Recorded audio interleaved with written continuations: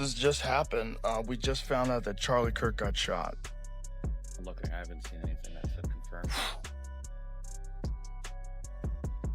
Whoa. Murder for having a different opinion from somebody else.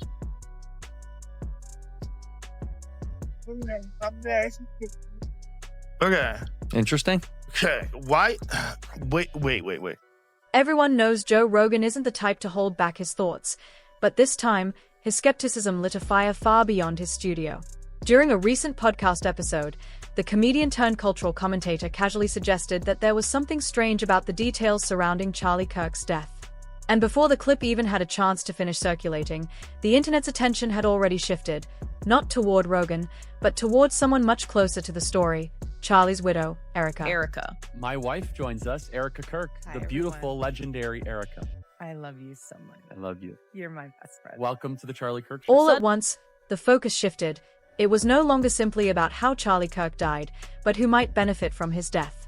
And strangely enough, that trail of speculation led straight to one powerful figure, former President Donald Trump. Surprisingly enough, he did pray for his enemies, which is very hard, but he did. Rogan never directly pointed fingers, but his tone spoke volumes.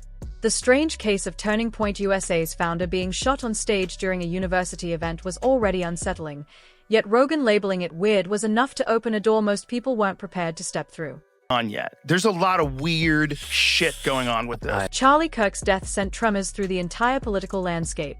The incident unfolded before a crowd of nearly 3,000 people during what was meant to be just another stop on his American comeback tour. The alleged shooter reportedly sneaked in an antique World War I rifle, fired several shots, and then disappeared, only to be captured hours later under puzzling circumstances. When Rogan heard those details, he didn't bother holding back his reaction. But Rogan's disbelief wasn't just about the weapon itself, it was about how too perfectly everything seemed to line up. The investigation wrapped up with suspicious speed.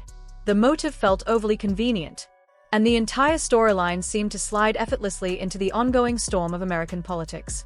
Rogan even joked that he wished he were a cop just to see what really went down. His offhand comment, that the story doesn't make any sense, was all it took to reopen a discussion many had tried to bury.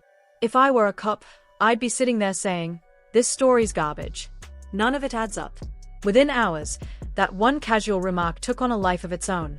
Online forums exploded with speculation that Rogan wasn't just questioning the gunman, he was hinting at something deeper, possibly involving Erica Kirk herself. If you want people to stop believing anything will ever be solved, Rogan said, just throw in a bunch of weird, random details. Confuse the story, that's how you hide the truth. At just 36, Erica had already built her own brand, entrepreneur, podcast host, former beauty queen. And now, almost immediately after her husband's death, she'd been named CEO of Turning Point USA, the very organization Charlie founded. The timing didn't just raise questions, it set off alarms. Her husband's funeral hadn't even passed before she was sitting in his chair. Rogan clarified, I'm not saying they know what's going on yet, but to his massive audience, the situation looked way too convenient.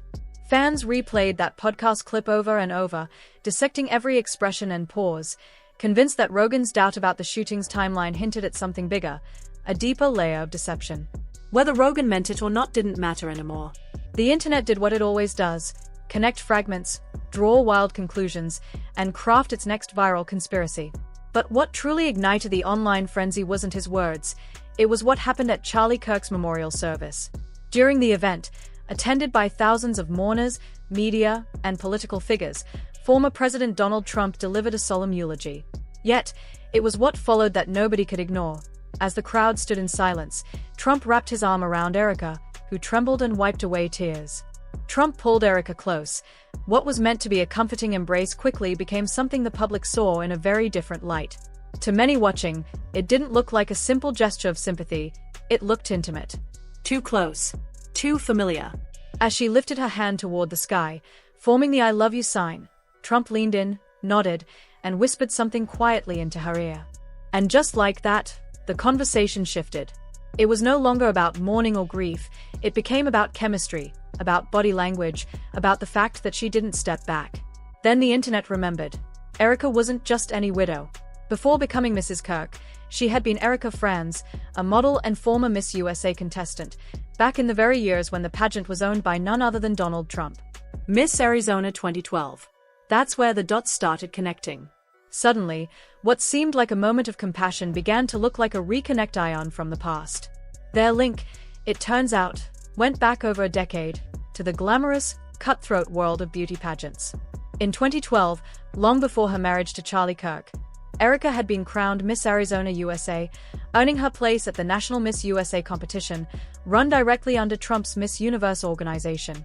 "I love working out, spending time with my family, and playing with my dogs, and sometimes my cats," she had said in her contestant interview, smiling on stage.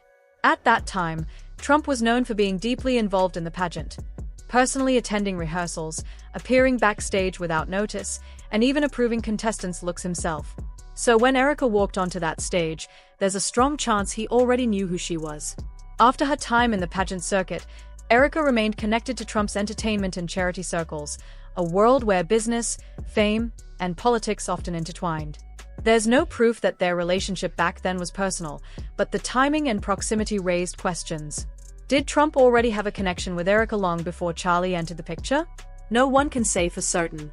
But the real shock came later, when the Turning Point USA board announced, just weeks after Charlie's death, that Erica Kirk would take over as CEO. Officially, it was presented as a heartfelt tribute to her late husband's legacy. But many doubted that decision happened without Trump's quiet approval. Dressed in black, with calm confidence and a sharp tone, Erica took the stage and declared, "You have no idea the fire you've lit inside this wife." The cries of this widow will echo around the world like a battle cry. Rogan never mentioned names, not Erica, not Trump, and he didn't make any direct accusations. But the way he talked about stories that don't add up and people covering their tracks sent listeners straight into detective mode. To many online, Rogan wasn't questioning the shooter anymore. He was hinting at something bigger, something lurking behind the scenes. The whispers turned into full-blown investigations. Online sleuths began dissecting every public appearance Erica had made since the funeral, scanning videos, photos, even handshakes for clues. And what they uncovered only made the noise louder. Erica was suddenly everywhere, attending political summits, showing up at conservative galas, giving speeches, and appearing beside major figures, her visibility growing by the day. Yes, even the White House hasn't been off limits.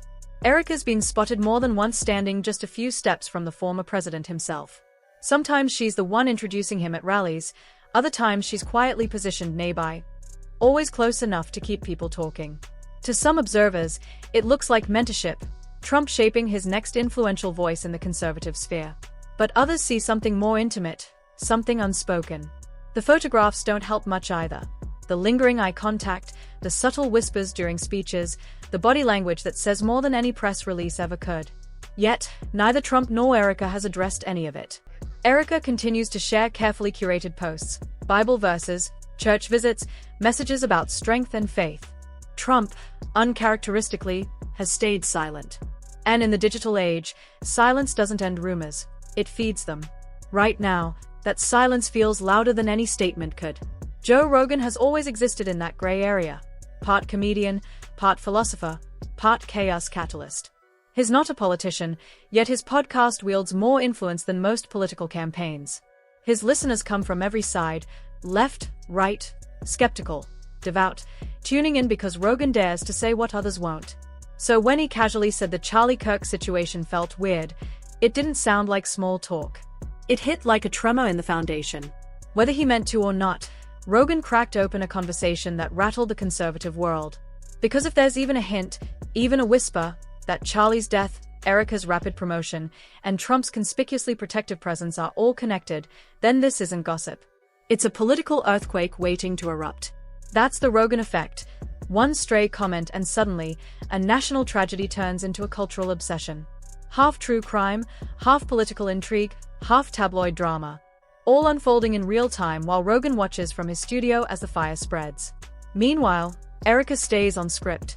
She hosts Turning Point events, quotes scripture, and avoids personal interviews like landmines. Her supporters call her strong. Her critics call her evasive. Her calm, composed image, smiling, centered, unshaken, stands in sharp contrast to the chaos swirling around her name. She's yet to mention Rogan's remark, And maybe that's her smartest move yet. For now, everyone else is writing her story. Trump, too, has stayed quiet. No statements, no denials. He continues appearing at Turning Point gatherings, treating Erica as both protege and symbolic heir to Charlie's legacy. Maybe Rogan was just doing what he always does, tossing questions into the flames and seeing what catches. But this time, those questions struck a nerve in a culture already addicted to conspiracies and doubt. A public assassination. A widow's sudden rise. A too familiar embrace. It's ironic, really. Charlie Kirk built an empire on the pursuit of truth. Yet now, the truth surrounding his death, his widow, and the power shifting in his wake has become a mystery no one can stop dissecting. Because when Joe Rogan says something doesn't add up, people don't just move on. They dig. Their eyes. They obsess. And this time, what he's hinting at might be the darkest story yet. One where grief and ambition, love and loyalty, all blur together until no one can tell who's mourning, who's maneuvering, and who's really in control.